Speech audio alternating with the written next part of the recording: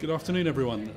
Thank you very much for coming. I'd like to welcome you to Making the Move. This is our first event, looking to give you the opportunity and the chance to find out a bit more about the opportunities and the challenges of working abroad. I think one of the sort of the thing that we enjoy most in the company when we're working with doctors, with you guys, and trying to find jobs is seeing you find the position that allows you to go move abroad, take your family with you, and start a new life. And that's really fulfills everyone. We're all quite passionate about what we do. So we'll start with Australia, which consistently ranks as one of the world's best places to live. It's a real opportunity to achieve an amazing work-life balance and a more laid-back working environment than the UK. So who's eligible? Well, our clients look for doctors who are deemed fully, substantially or partially comparable to the experience of an Australian-trained doctor. So they will favour doctors who are trained and qualified in the UK, the US, New Zealand, Australia, South Africa and Ireland, as people trained in these locations are most likely to meet this prerequisite. Singapore is a cosmopolitan city with a tropical climate and a diverse multicultural environment. So who is eligible? Well, Singapore does have the strictest eligibility criteria. You must have your primary medical qualification from a specific university and be under the age of 55. It does have one of the shortest registration processes, meaning you can be there in as little as 3 months. So today I'm just going to chat you through the various locations we recruit GPs to, and obviously if you have any questions I'm happy to answer them at the end of the session. So great conditions for working in New Zealand if you're a GP. You will definitely see fewer patients and enjoy longer consultations. Most GPs do a 4-day working week, and that will obviously give you the chance to enjoy that work-life balance. Length of commitment for New Zealand, usually 12 months, but from time to time we can find shorter 6-month term contracts. So Canadian GPs are amongst the highest paid in the world. You can expect to be earning between $175,000 and $200,000 pounds sterling in your first year.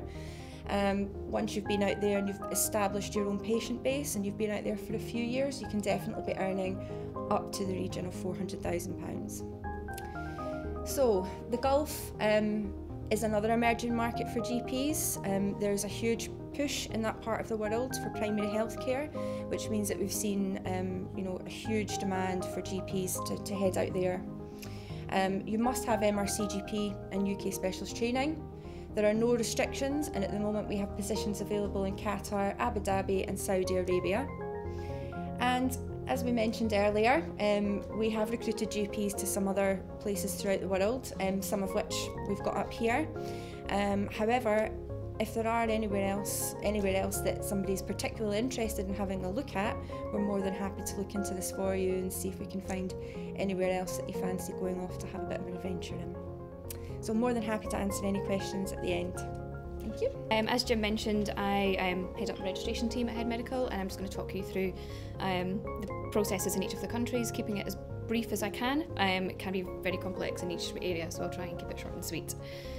So, before you can start in your position overseas, you must first obtain your medical registration and your visa so that you can work in your location legally. This is a process which is very, very time consuming and can at times be quite complex.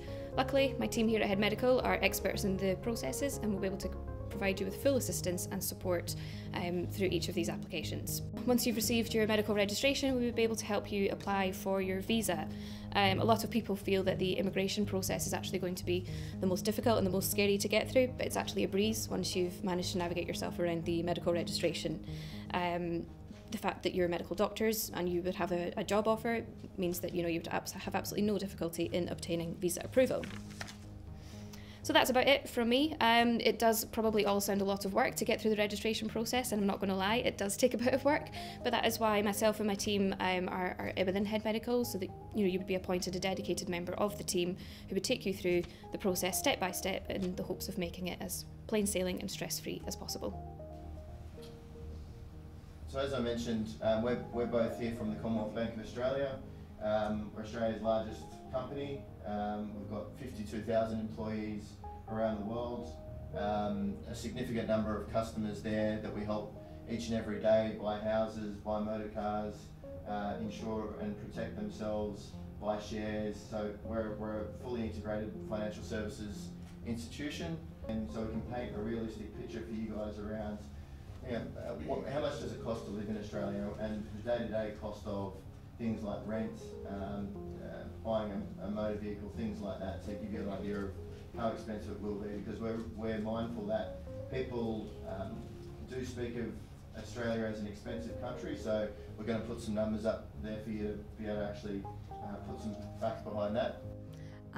And I've personally dealt with the Australian Medical Association in WA, and I'm proud to say that I've housed thousands of doctors and their families in homes, and as a result of that, it's interesting, like when you move from here, what's important is like knowing what's the average price compared to here in Edinburgh. But something that's really important is the fact that if you're moving from the UK to Australia, one thing that I've found moving the other way is you lose part of your professional network and your that sort of collegiate side of work. Now, as a member of the AMA, they provide that sort of kinship and community of medical professionals. So the bank, as a partner of the AMA, can really sort of introduce you into there and I guess assist in that transition into a new country as a medical professional. Look, the moral of the story here is certain things in your lifestyle will be more expensive in Australia. Certain things will be cheaper. You're going to be earning more, so really it's probably going to net out as a balanced result, I think is the fair summation there. If you've got particular things that you're interested in particular parts of the country, come and have a chat to Melinda and I afterwards, because I've lived in Sydney and East Coast most of my life, Melinda's West Coast. We can provide a bit more detail, and again in New Zealand as well, having spent a lot of time over there.